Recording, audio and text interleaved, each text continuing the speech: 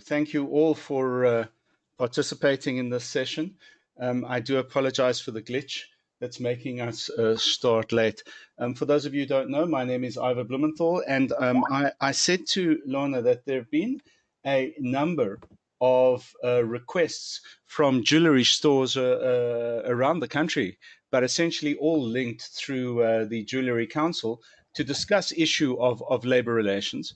And it's for that reason I said that we could have a webinar, which doesn't need to be a very long webinar, but certainly I think is a necessary webinar to discuss the labor relations implications of a variety of issues which arise, and maybe to go over some of the things. Since our webinar discussion yesterday, or was it the day before, I can't even remember, but since our webinar discussion recently, I've had people phoning me with wanting clarification on a whole series of issues, some of which were in fact covered during the previous webinar. So I thought it would be worthwhile just repeating those matters so that we all know precisely where we stand. So again, thank you very much. And my name is Ivor Blumenthal, as I've said. And the topic of this webinar is really about strategic planning to downsize your workforce. Now, it doesn't necessarily mean you want to downsize your workforce, but so that you understand all of the various considerations insofar as they impact on you in your business.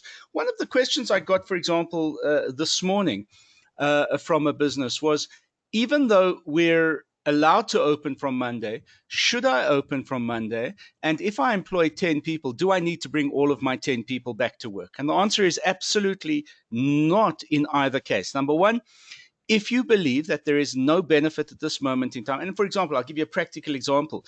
The business that phoned me was a business which is supplies high-end jewelry, essentially in a center which has two hotels, where 70% of the client base comes from those hotels. And the answer was very simple. If the hotels are non-operational and essentially locked down, one of them was a quarantine facility, but are essentially locked down, and therefore you can anticipate that there is at least a 50 to 70% downswing in your turnover. You're not obliged to be opening up. And even if you do open up, you're not obliged to bring all of your employees back on board. Remember that the lockdown in its current form will continue until the end of June, although it is significantly anticipated that it will be extended beyond the end of June, only because of the fact that we will not be at level 1 by the end of June. And so the lockdown was initiated by the president with a view to being discontinued with when we're out of this crisis. And we're certainly not going to be out of this crisis by the end of June. So you can assume that it will be extended.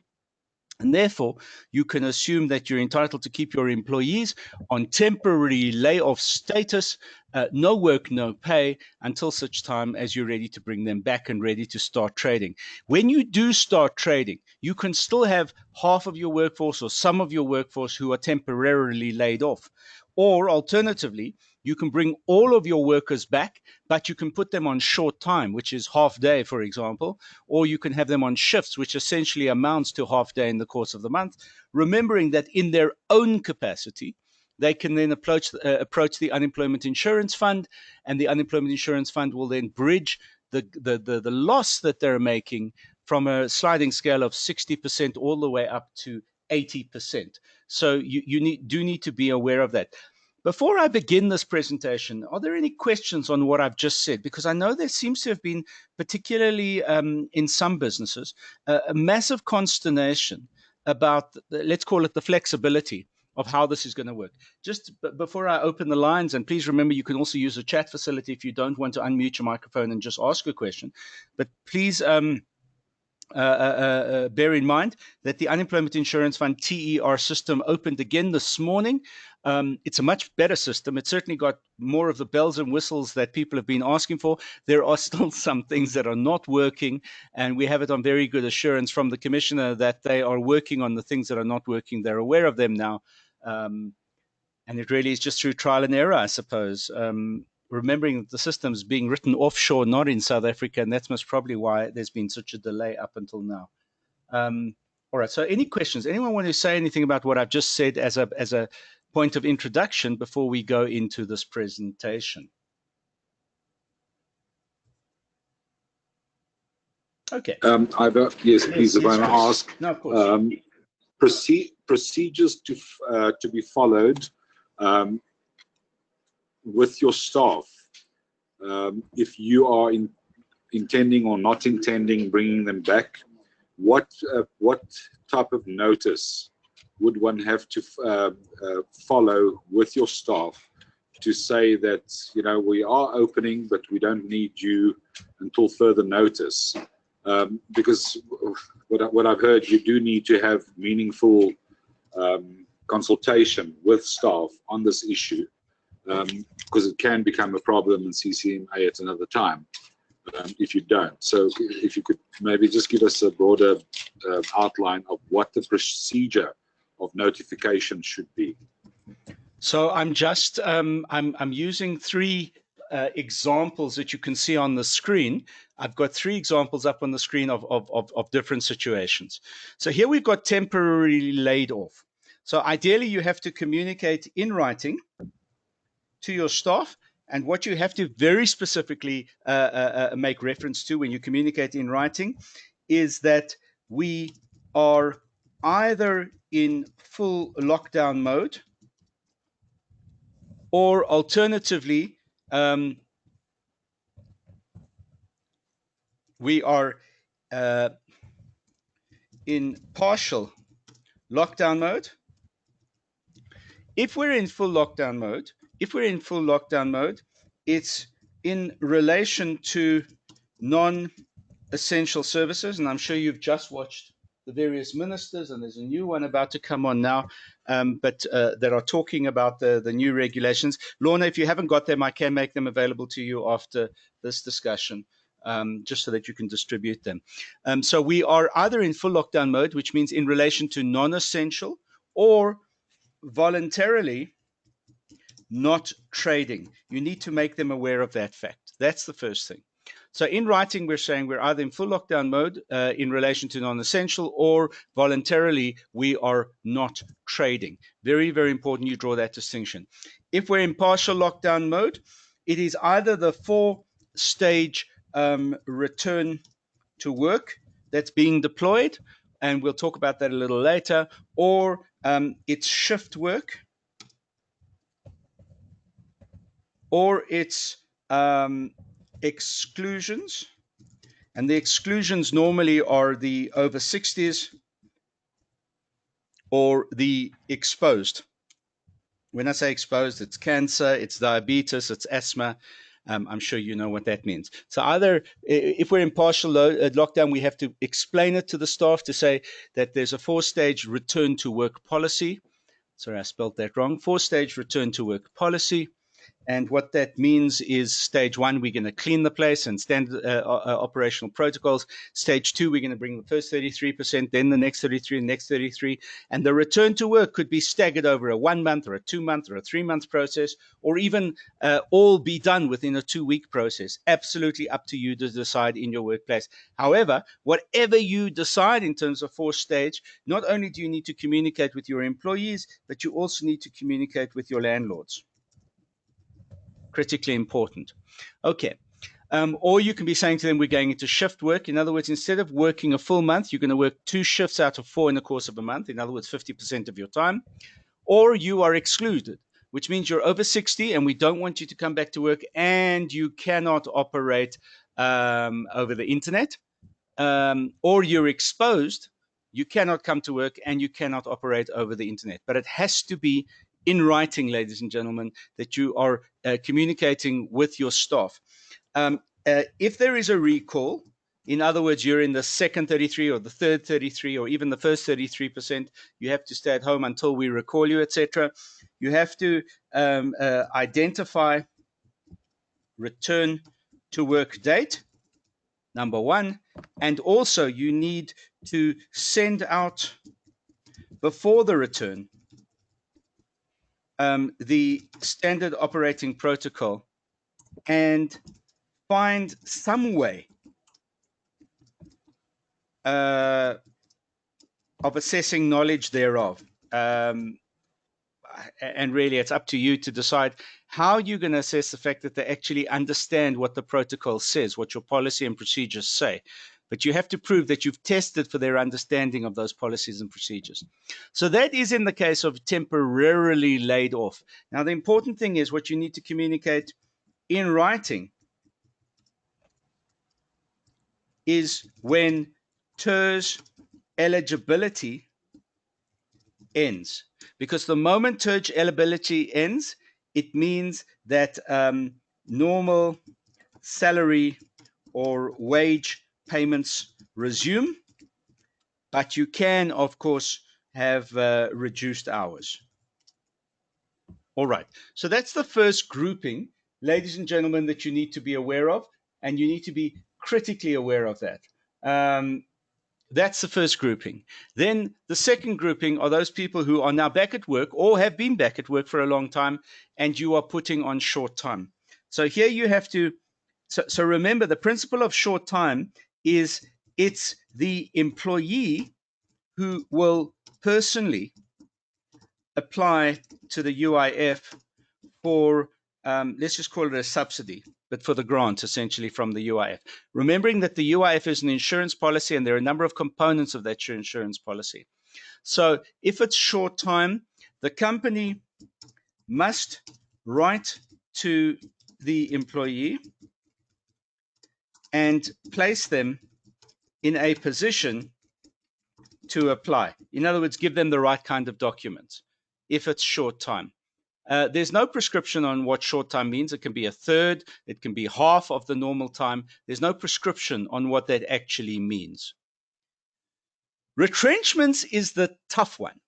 So retrenchments are governed by what is referred to as a Section 189 process.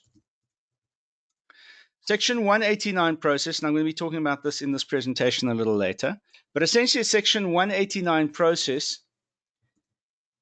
can only commence after return to work.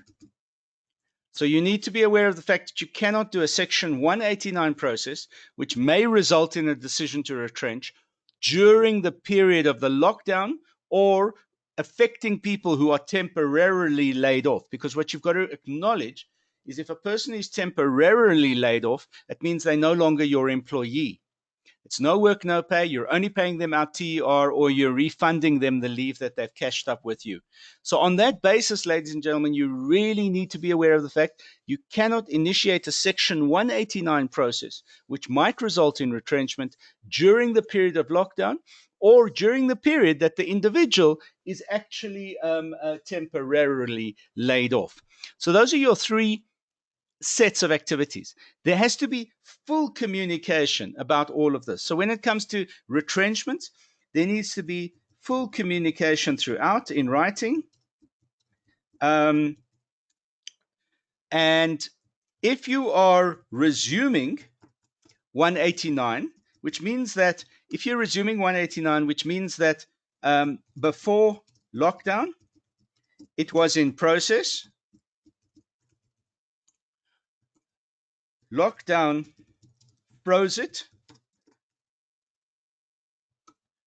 Return to work unfroze it.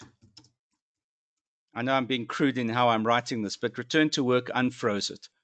And that's when you start the process. So there has to be in writing notification of resumption of 189. Now, exactly the same, I had a question this morning from a client of mine about the probation period. Exactly the same thing applies to the probationary period. If you'd appointed someone and they were in the 5th month of their probation period when lockdown started, probation was frozen on the 27th of March and only becomes unfrozen so that it can be continued with the moment the person is called back to work in writing. Chris, I don't know if this answers your question. Have I not referred to something you wanted referred to? I know that's perfect. Thanks, Ava. All right, excellent. Please feel free to ask any questions, ladies and gentlemen. All right, so let's find this presentation again. There we go.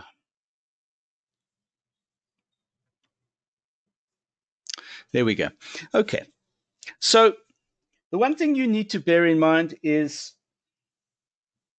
whatever decisions you're making about the rationalization, the reduction of your workforce, the retrenchment of your employees, whatever the decision you're making, in law, you have two reasons for making the decision. One is capitalization, and the other one is labor. Or rather, it is out of a motivation to either capitalize or remain labor intensive. If you're going to make a decision to capitalize in your business, it means that you're going to want to replace people with equipment. And therefore, you're capitalizing, and therefore, there'll be a labor reduction in your workplace. Now, normally, those decisions would be referred to as operational decisions, not financial decisions. So there are two reasons for retrenching. One could be operational, the other one could be financial. Financial is we've had a lockdown, we haven't had turnover, and so as a result, for financial reasons, we have to get rid of half of our workforce. Operational is there's a better way of doing business. There's a more productive way of running this business. And as the owner of the business, I'm entitled to want to be more productive, make a better profit, and therefore be less labor intensive in my business. But the capitalization versus labor debate drives your reasoning as to whether or not you're going through a Section 189 process, which may result in retrenchment for either financial reasons or operational reasons. Financial reasons means you cannot afford it. Operational reasons means there's a better way of being more productive with technology, with machinery, with equipment. And you always need to bear that in mind in your business.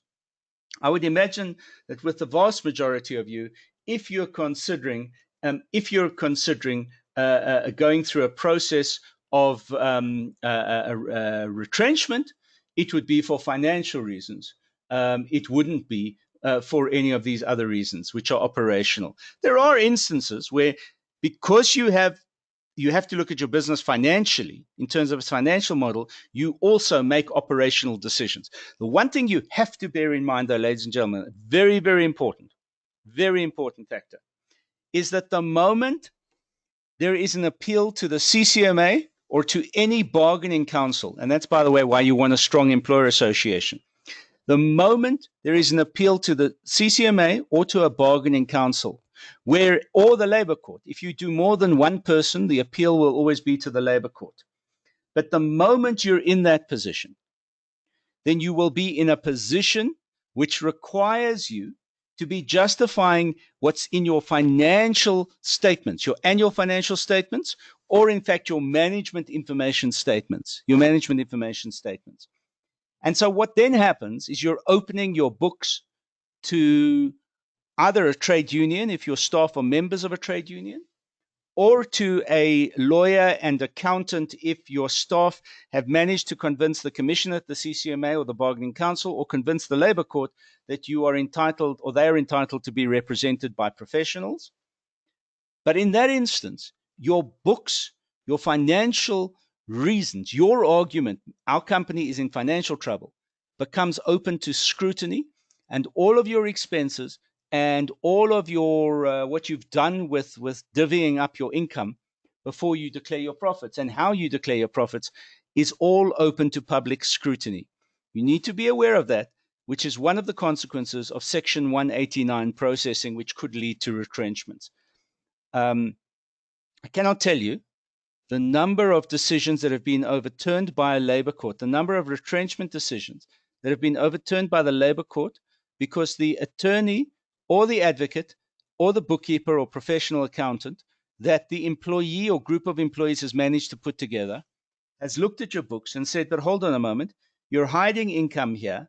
You gave yourself an increase, but you're retrenching half of your staff. You put this particular line item through to HP payments on a Mercedes-Benz or a Rolls-Royce. You understand what I'm saying. So you just need to be aware of the fact that if the decision to retrench is based on operational reasons, then you do not need financial scrutiny. If it's based on financial reasons, then there very well might be financial scrutiny. Jennifer says, would annual leave accrual also be frozen in this case? Absolutely. Jennifer, what a beautiful question. In the instance where you have been locked down and your employees are on temporary layoff, there is no leave accrual and there's no benefit accrual. It's no work, no pay. Now remember, leave accrual comes out of their salary package. There is no work, no pay during a lockdown period. So as far as that is concerned, there is no accrual of leave or any other kinds of benefits. You might want to say, well, what about the company's contribution to the employee's pension fund, or even medical aid, as in some instances, or bargaining council fees or trade union fees, depending on what your agreement is with your employee. The non-emotional, purely business approach is to say there's no payment, there's no accrual, it's no work, no pay. I'm going to say something to you I say to all of my clients and associations I work with. As employers, you always try and do the good thing, the right thing. And you do not realize half the time how you're creating a whip for your own back. And what I mean by that, ladies and gentlemen, is the more of these concessions you make, for all the right reasons in the world, but the more of these concessions you make, the more of a whip you're actually creating for your own back in the process. So you just please need to be aware of it and the precedents that you're setting in the process. Okay. The last point of this slide that I just want to refer to is this point here that says a Section 189 process, which may lead to retrenchment, requires engagement and consultation. It doesn't require negotiation, and it doesn't impose upon you, the employer, a duty to consider. Now, what I mean by that is this. You write to your employees. You say to them, this is a notice of Section 189, which means we're initiating a process which is looking at cutting costs in the business, be more productive in the business, and may result in retrenchment. Fine. We want you to tell us why you think we shouldn't be retrenching, what you think we could be doing to avoid retrenchment. Now, that's called engagement. You say, we're going to give you 2 weeks. Please come back to us in writing. We want to seriously consider your thoughts. And they might come back and say, well, we'll work half day, we'll work half shifts, we'll work half month, whatever it is, we'll job share, whatever it is. Or we'll allow you to halve our salaries or take a third of our salaries away, even though we'll work a full day, because we'd rather do that than lose our job. So your employees should be entitled to come back to you with any of these proposals. With any of these proposals. I think that this is absolutely critical. However, there is an engagement and a consultation, a requirement. And doing what I've just suggested to you, telling them, giving them an opportunity to come back to you in writing, is engaging and consulting. But there is no obligation to implement what they're proposing. If it makes sense, yeah, then of course you implement it. If it's an alternative to retrenchment and you don't really want to retrench, that's the best prize you can get out of this relationship. But there is no duty to have to consider what they're proposing. So you can go into engagement and consultation, and you can still decide we're going through retrenchment, and there's nothing that can be done to stop you in the process. Please excuse me for sounding draconian and greedy and all of the other things employers are generally accused of being, but I'm looking at it dispassionately. Any question about this? Because this is critically important. A trade union or an employee association, because your employees could join an association, could very well try and force you into negotiating whether or not you're going to retrench. But there's no legal requirement for you to have to negotiate, just to engage. And you please need to understand the difference between the two. Any question about that before I carry on?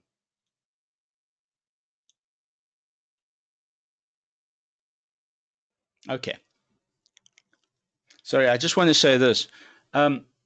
In not so much your environment, but in an environment which is highly unionized, what you will find often happening is a company will engage in a Section 189 process with its staff and then get a phone call from the CEO of one of its suppliers or one of its customers to say, I need to warn you that my staff have told me they're going off in a sympathy strike with your staff to force you to compromise with your staff. And so very quickly you will have this thing called a sympathy strike or sympathetic industrial action taking place throughout an entire industry to force a company to change its mind, to reverse its decision, whatever the case is. Highly unlikely it's going to happen in your sector because your sector is not a sector which has organized employee representation. There's no strong trade union which is active in your sector. You might disagree, by the way. You might say, but hold on a moment, we've got a very strong trade union that has signed up all the employees in my business. It's very possible, but it's highly unlikely that it's pervasive across or throughout the industry, and that's what you need to bear in mind. Any questions before I carry on, ladies and gentlemen?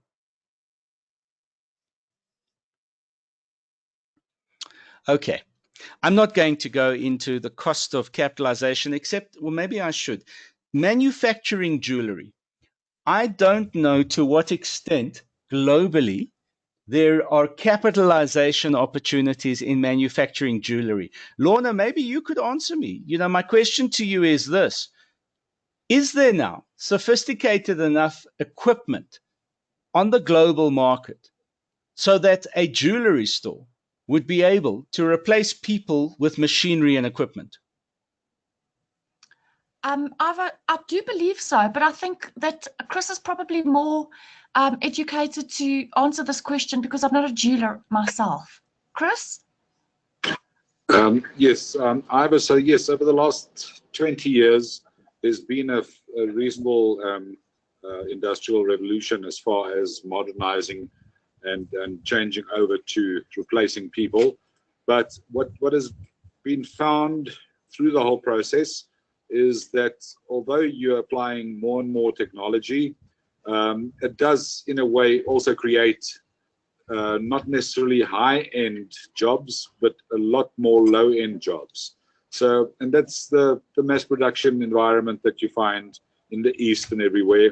So they still employ a huge amount of people. There are certain products that's obviously can be totally mechanized, but across the board, if you look at the consumer spend, a very small percentage of the product that the consumer buys would be part of this process where you're replacing hands with machines. Okay, they do go hand in hand.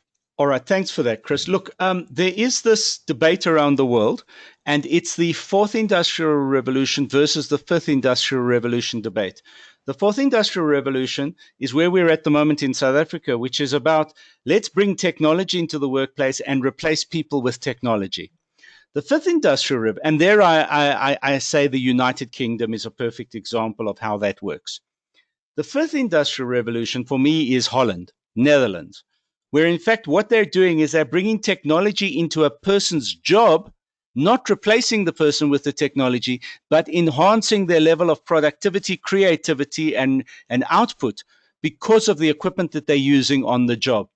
And maybe, Lorna, we should be driving after this thing is finished, or at least stabilized. Maybe we should be having a webinar on the South African jewelry manufacturing sector driving towards the fifth industrial revolution rather than the fourth industrial revolution. And the reason I'm saying that is, well, I'm saying it for two reasons. Number one, that decision, whether we go fourth industrial revolution or fifth industrial revolution as a company, that decision will drive our operational Section 189 process reason for retrenchment. But more importantly, if we can get the industry to back a fifth industrial revolution capitalization direction, we can get the Department of Trade and Industry to agree to fund the import, the purchasing, and even the building of technology solutions based on wanting to enhance people in their jobs, not replace them in their jobs. So it really is the politically correct way to go. And Lorna, I would say to you, a webinar around that topic scheduled for, God knows when, but let's say 1st of August or even 1st of September would, I think, not be out of place and would give us the right kind of ammunition to go to the Department of Trade and Industry with for supply side incentives to be created so that we can say to manufacturing jewelers, here's the money for you to either establish your workplaces or enhance your workplaces with the kind of technology that will make it easier and better for people in their jobs rather than to replace them in their jobs.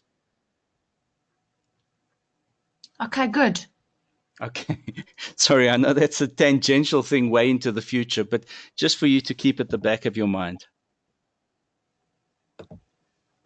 Ivor, if I can just comment on that one. Yes, so, worldwide, the jewelry industry has actually been ahead of its time on this fifth industrial revolution, whereas for the last greater part of 15 plus years, technology and specifically 3D printing has been part of the industry.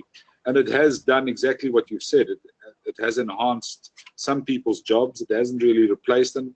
In most cases, it has actually created more jobs. Okay, excellent. I mean, that's fantastic because that's what most people don't want to believe. And if there is proof in the jewelry sector that it actually has achieved that objective, I think that we would make very good friends with the Department of Trade and Industry who are looking for industries to say that not enough industries are actually saying that. So thanks, Chris. I think that moves us in a very positive direction. That then becomes the topic of your master's or your doctoral thesis, which I will supervise, but that's down the line. Right. So, in terms of the cost of capitalization, well, there's certainly retrenchment costs. So let's say you're retrenching for reasons of financial or, in fact, for reasons of operational.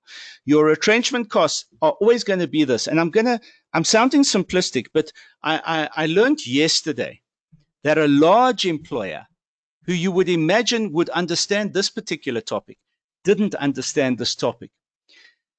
The first cost of a retrenchment package is the cost of notice. You have to give the minimum amount of notice, which for an employee who's been with you for more than 6 months is going to be a month of notice. So the first thing you have to guarantee is notice.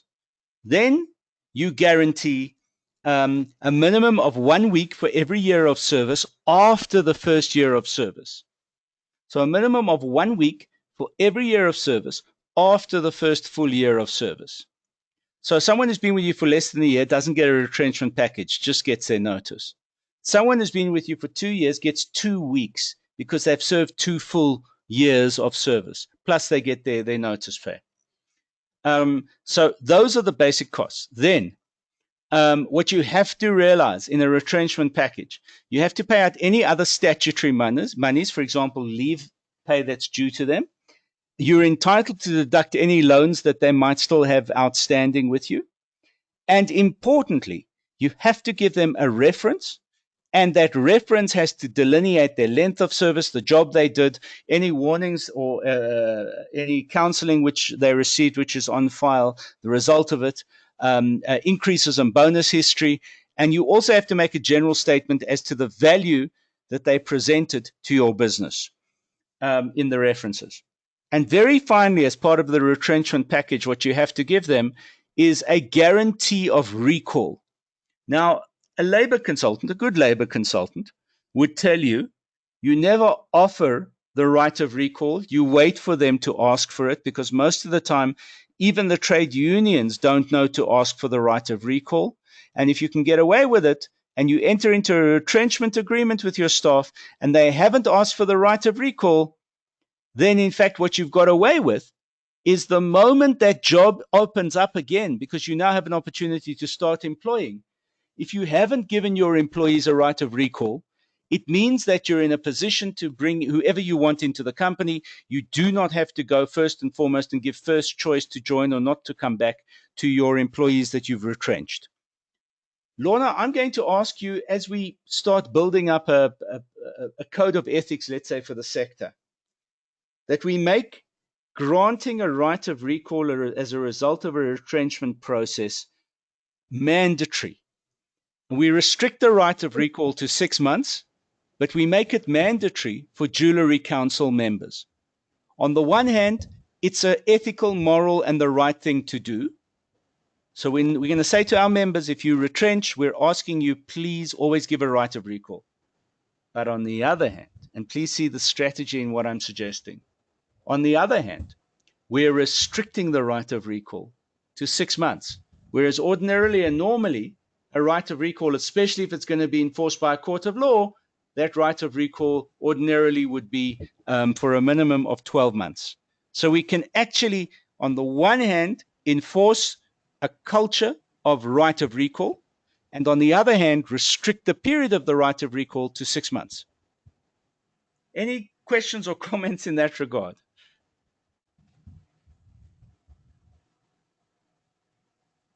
Ivor, if I may just go back to the previous point, the 1 week per year, is there a cap on that? Is there a maximum 5 years, or No, is it no, there's no cap on it.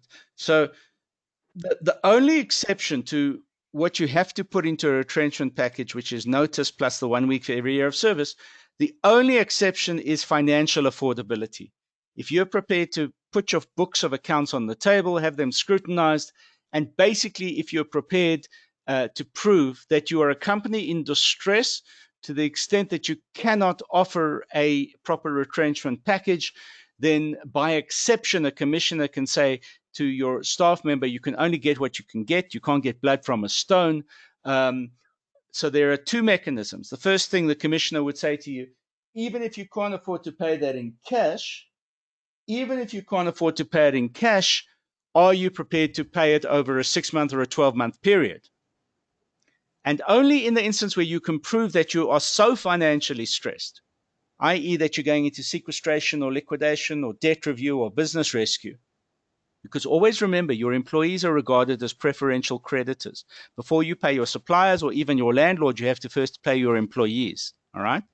But if you can prove that financial distress is of such an extent, that you cannot pay a retrenchment package out, the commissioner will say to them, look, you can't get blood from a stone. They're offering you 4 weeks of retrenchment pay, even though you're entitled to 12 weeks. Take it, because there's nothing more you're going to get out of this company. But there isn't a cap. So, Chris, there isn't a cap. Thank you. Okay, moving on.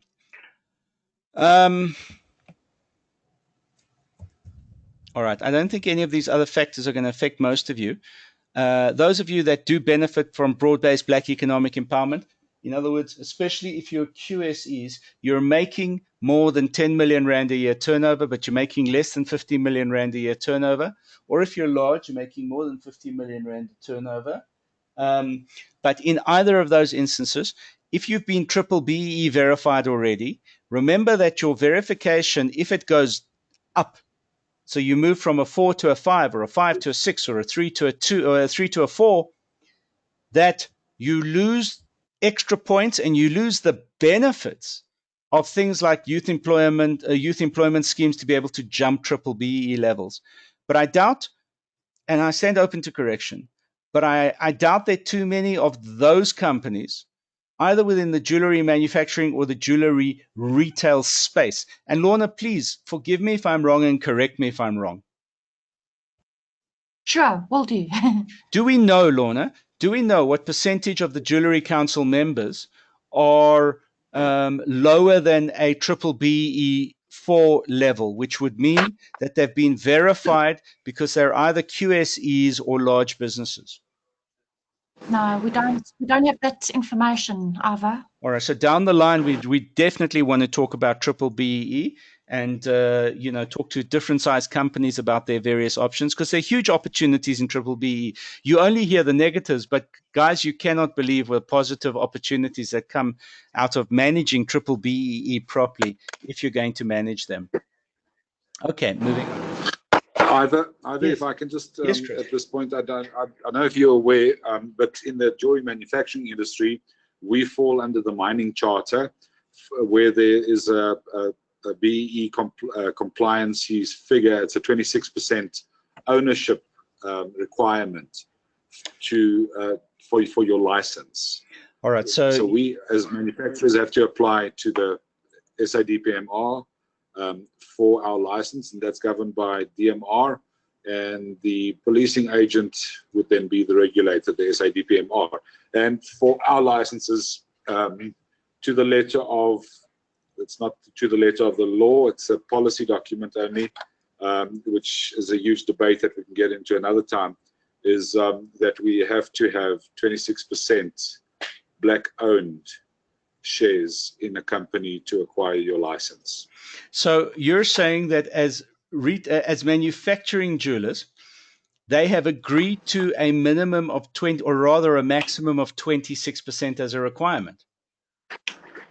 Yes, so it's a minimum of 26%. Okay, because you know it's much higher than that for the larger. Yeah, so under the DTI codes it's highest, but the requirement under the mining charter is at 26%. No, I'm saying, but that does not automatically. Yeah, so that, you know, on a 26%, if you use that, it's very difficult to get a good level DTI codes of good practice certificate. But yeah, I suppose we don't want to go into this now. It's just information that we can deal with on another time. Chris, I tell you what I would like to do is I would like to set up with yourself and Lorna to run a webinar on the mining charter and how it affects the jewelry sector. I'll tell you why I'm saying that. You had an opportunity at some stage to contract out of the mining charter. Did the Jewellery Council actually give input at that stage into trying to justify being contracted out of the mining charter? I'm not familiar with anything like that. How long ago was that? Because about 2 years ago. No, there was no such option that we know of. We've been negotiating and trying to find ways around it. And just in short, not to waste anybody's time, is that the challenge in the manufacturing industry is that they're almost small. They're not necessarily investable companies, so it's very difficult to find investment in the manufacturing industry and the smaller businesses. So we've been on this all along. So I don't know. I would love to know what you were talking about there. Sorry, and again, we're going off on a tangent, but if you look at the 19th of December 2018 guidelines on the charter, but we'll talk about that separately. We can talk about that separately. All I'm trying to say that would be great. Is the opportunity to engage on a better dispensation for manufacturing jewelers. I think there's a huge opportunity there, and you have a minister who's actually prepared to listen to the right kinds of arguments, but we can talk about that down the line. And please, I'm really not trying to undermine anything that's already been negotiated. I know how hard you guys have worked. No, we've negotiated nothing. We have negotiated. We haven't been successful in anything. All right. Okay, we'll have a separate look. Maybe what we could do, and I think it would be very useful, is if we could have a webinar discussion with the companies that are involved in manufacturing or want to be involved in manufacturing jewelry manufacturing. I think it would be a very useful discussion to have. Perfect. Thank you. No, with pleasure. It's a very tricky scenario, and especially in terms of the minimum compliance targets, very tricky. In fact, it should be the Jewellery Council that is licensing the triple BE certifications for all of your members, not just the manufacturing jewelers. But we can do that at a later stage down the line. Good. Thanks, guys. All right, so I've spoken. Okay, so when you make a decision, now when you've got multiple people in one job and you're going through a Section 189 process and you are considering retrenchment, and let's say you've got 4 people and you want to get rid of 2 people and those 4 people all do the same job, then you would use ordinarily a system which is referred to as LIFO, which is last in, first out, with the exception of critical skills and with the exception of qualifications. Now, the Jewellery Council will have given input to the Manufacturing SETA, Sector Education Training Authority. And in giving that input to the Manufacturing SETA, the Jewellery Council would have identified critical core skills for the jewellery sector. And in identifying those critical core skills for the jewellery sector, it is that list that you would then use to change from a LIFO to a FIFO system of reasoning in terms of who you would want to retrench from your business. So a critical core skill might, for argument's sake, be the cutting and the shaping of metal using a particular process or set of equipment, just for argument's sake. And there might be someone who's 18 years old, but has obtained some kind of a qualification or a certain amount of experience to show that they can use CNC technology, computer numeric coprocessor technology, much better than a guy who's been in the job for 40 years. Now, ordinarily, LIFO would say that it would be the 18-year-old that must be kicked out first. But a critical core skill, i.e. the cutting and the shaping of metal, might be what causes you to retrench the 40 years of experience guy as opposed to the 18-year-old. I'm just using 18-year-old just as an example. So that's how you would vary your LIFO decision. Ordinarily, LIFO last in, first out, except for critical core skills or qualifications. Again, who you retrench is not up. It's not a matter of negotiation. You don't have to negotiate with the trade union. You don't have to negotiate with an employee base. And no commissioner can force you to keep a particular staff member and not another one. But you do have a duty of explanation. This is why we chose this guy as opposed to that guy. So you have a duty of explanation, but you don't have a duty to accept. Critically important when you talk about a Section 189 process. If you're going into financial reasoning for why you have to retrench, always bear in mind that these are generally your justifications. Matter of productivity, matter of labor costs, matter of downtime and the cost of downtime, matter of increases and bonuses, or the matter of error rates. I had a discussion yesterday with a company that wanted to implement a 24-hour production process with machinery and equipment and move from having 20 people on the shop floor to having two people on the shop floor. And it all boiled down to error rates. The fact that they could reduce their error rates by something like 23% by doing that was huge. It made a huge impact on the bottom line of that business and immensely justifiable. So generally, transparency is critically important in how you communicate and what you communicate with your staff members, and then how you communicate and what you communicate with trade unions if you're in a organized industry and sector. Lorna, maybe that's another question I need to ask you at this stage. How organized is the jewelry sector? In terms of trade unions? Trade union, no, not very many manufacturers are unionized. And there used to be a bargaining council in the Cape, which I believe is no longer there. And in terms of the retail workers, any organization amongst the retail workers? I don't believe so. Okay. So now is the time to strike in setting up as an employer association the right kind of mechanisms for dispute resolution that makes it very, very difficult for you to be sucked in to a retail sector bargaining council that, as you know, has already been registered and where there'll be an extension of scope within the next 18 months to cover the companies not at the table. So now is the time to set up an alternative to that, because the last thing you want to do is to be in the same bargaining council that controls wages and conditions of employment for people who work in a shop, in a pick and pay, as opposed to in a 3-person jewelry store. You want to be forewarned that that's not what you want. You want to set up your own scene so that you're not sucked into a bargaining council of that nature. And the only way you can avoid being sucked into a bargaining council of that nature is by having an alternative self-governed employer solution and dispute resolution solution in the marketplace.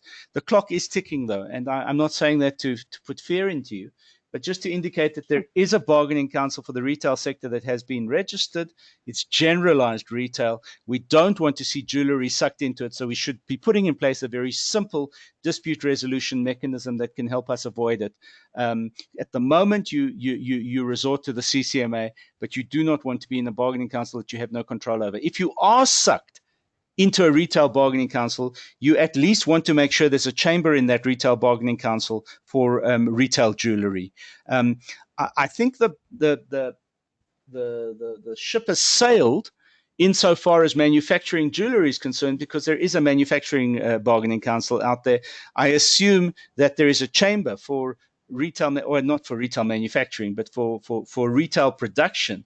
within that bargaining council, you would know better than I would. But certainly both of those instances are instances we need to talk around, but not today, just at a different stage.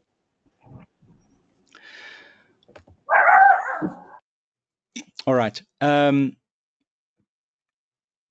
Industrial action.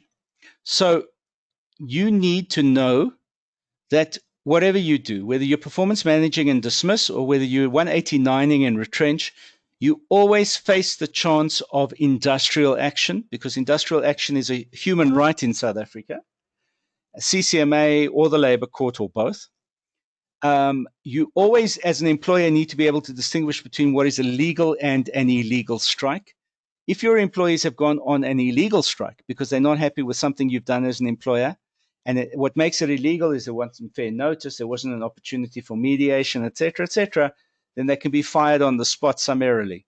But if it is a legal industrial action, especially if it's across more than one company in the jewellery sector, much more difficult to control. And you'll know when the trade unions are coming, when you start seeing a legal industrial action application at a bargaining council or at the CCMA. So you'll know beforehand to head it off. I've already spoken about the notion of what a sympathy strike might be. You've got to know that illegal, but what goes on when they're trying to get something out of you is if your staff become militant, then they will start intimidating your customers, your clients, and also your suppliers. But equally, what you need to know is that when you have an agreement with a collective of staff members, whether they are part of a trade union or not, there is something in law called the peace obligation. And if there is in a contract of employment you have with your employee that talks to how you're going to resolve disputes, and the employee signs the contract so that they can start working for you, then automatically in that contract is the notion of a peace obligation, which means they can't go on strike. They can't do illegal things because then they're in breach of their own contract of employment. So you just need to be couching it and phrasing it in the right kind of way. One thing I want to warn you about, ladies and gentlemen, our courts, the CCMA, our bargaining councils are very woke. They're very awake to issues of victimization. They're very awake when you are retrenching instead of dismissing. So you should be dismissing, but instead you decide to retrench. They're very awake to the idea that you're marginalizing your employees even if you don't retrench or dismiss them. And, you know, you're talking about penalties, which could be as much as 12 months to 18 months of a person's salary if you're found guilty as an employer. So you've just got to be very, very careful of that kind of minefield. In terms of COVID-19, in terms of where we are at the moment,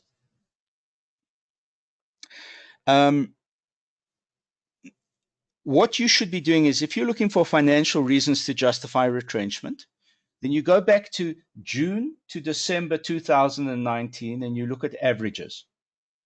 Then you go back to the same month in 2019, if it was before that period, to look at averages. And so if you can show that you're doing less than 50% turnover than was on average done on the average month between June or December last year or in May of last year, then you've got a justification, a financial justification for retrenchment. If you're locked down, then you're doing nothing, which you can certainly show. But if it's going on, so not just for 1 month or 2 months, but you think it's going to be pervasive, you think there's a recovery period of at least 3 to 6 months built into that afterwards, you can show that there's an economic downturn. One thing you need to know is this: if you had initiated a Section 189 process because you were feeling the economic downturn before COVID, in other words, January or February, you initiated Section 189 process, but you didn't complete it by the 27th of March. What you need to know is that it froze on the 27th of March, and it will only open again when you open your door. So if you're starting to trade on the 1st of June, whatever was frozen on the 27th of March can be re-enlivened on the 1st of June and continue as a Section 189 process. But you cannot apply a Section 189 principle through the period of lockdown. You need to know that. And there are multiple unfair labor practices waiting to happen because of that particular assumption, the wrong assumption that employers have in fact been making. Any questions about that?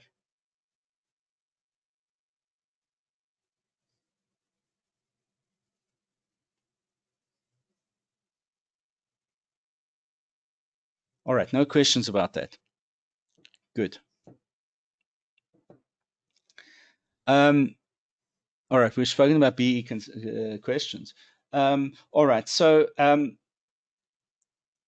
if you want to ask questions, there's my cell phone number, 082-880-5316. And you might want to email me directly on ivorb@arcconsult.com. Be only too happy to. Lorna, I do think we need to look at all of the things that I've mentioned as separate activities and enhancement activities beyond just the COVID response or reaction.